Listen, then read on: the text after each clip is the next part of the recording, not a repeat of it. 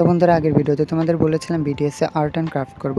আর এই ফ্রেমগুলো কিন্তু আগের ভিডিওতে দেখেছো কীভাবে বানিয়েছি। তো এই ফ্রেমে বানানোর ভিডিওটা আর এখানে দেখালাম না। আমি এখানে আমার প্রয়োজন মতো কিছু প্রিন্ট করা ছবি নিয়ে নিয়েছি।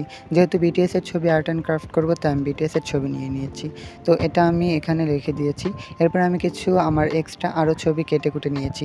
আমার যা যা প্রয়োজন তাই কাটিকুটি করে নিয়েছি, এবং আমি এখানে কিছু থ্যাংক ইউ এবং একটা রামধনু নিয়ে নিয়েছি। সাথে নিয়ে নিয়েছি বিটিএসের এক পিস ছবি, যেটা আমার প্রয়োজন। কার্টুন দুটোকে একসঙ্গে জোড়া লাগিয়ে দিতে হবে, এবার সেই থ্যাংক ইউ লেখাটা ভালো করে আটকাতে হবে।